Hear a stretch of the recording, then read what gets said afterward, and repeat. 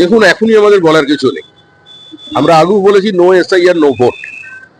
আমাদের যে ফর্ম 7 বাজেয়াপ্ত করা হয়েছে, বেআইনি ভাবে পুলিশ যেগুলোকে তুলে নিয়ে গেছে, যেগুলোকে জ্বালিয়ে দেওয়া হয়েছে, যারা জমা দিতে পারেনি, অবরোধ করেছে তৃণমূল কংগ্রেস, সেই ফর্ম 7 কে জমা নিতে হবে। শুধু আমরা কেন, অন্য তৃণমূল কংগ্রেস হবে যদি কেউ ফর্ম 7 জমা দিয়ে থাকে, সেটাও শুনানি করতে হবে।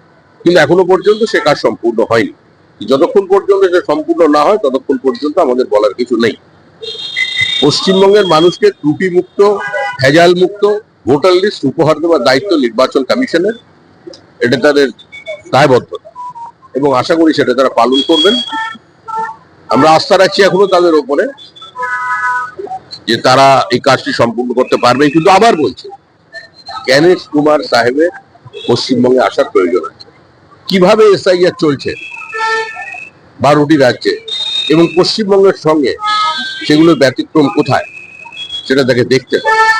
একটা সীমান্তবর্তী রাজ্য যার 2200 কিলোমিটারের বেশি আন্তর্জাতিক বর্ডার আছে, যেখানে 562 কিলোমিটারের উপরে কোনো ফেন্সিং নেই, যেখানে একটা সরকার প্রকাশ্যে অনুপ্রবেশকারীদের ভোটার লিস্টের নাম ঢোকায়, যেখানে যে রোহিঙ্গাদের আমন্ত্রণ জানানো হয়, সে রাজ্যের ভোটার লিস্টে কি হতে পারে সেটা দেখবার জন্য আমার মনে হয় জ্ঞানেশ কুমারজি তার পুরো টিম নিয়ে কলকাতায় আসে। দেখুন, রাজ্যসভায় যাওয়ার মতো প্রজ্ঞা এবং মেধা রাজীব কুমারের আছে। তৃণমূল কংগ্রেস কাকে রাজ্যসভায় পাঠাবে, কাকে পাঠাবে না, এটা সম্পূর্ণ তাদের দলীয় সিদ্ধান্ত। রাজেশ কুমারের কাছ থেকে রাজ্যবাসী অনেক কিছু প্রত্যাশা করতে অতীত। দেখুন, রাজীব কুমারের প্রজ্ঞা বা মেধা নিয়ে কারো কোনো প্রশ্ন নেই। রাজীব কুমার রাজ্যসভায় যাচ্ছেন, তৃণমূল কংগ্রেস তাকে পাঠাচ্ছে, এটা সম্পূর্ণ তৃণমূল কংগ্রেসের বিষয়।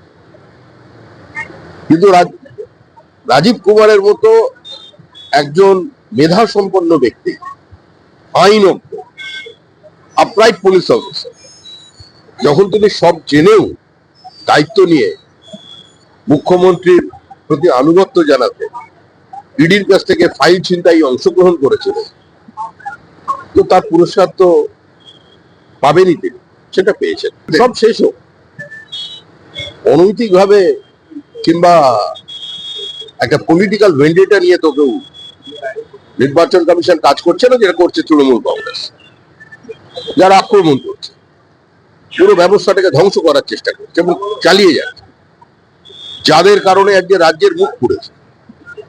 সুপ্রিম কোর্টের রায়ে এটা বোঝা গেছে যে সুপ্রিম কোর্টের এ রাজ্যের প্রশাসনের উপরে কোনো আস্থা নেই, কারণ প্রশাসনের রাজনীতিকরণ সম্পূর্ণ। যেভাবে ডিএমরা, যেভাবে ডব্লিউবিসিএস অফিসাররা এ রাজ্যে আচরণ করেছে, এর ফল তাদের পেতে হবে। আপনার এই আমাদের সর্বভারতীয় সভাপতি নীতিন নবীন কালকে পৌঁছচ্ছেন, কুচবিহার যাবেন, তার শপথ সঙ্গী হিসেবে আমি থাকবো।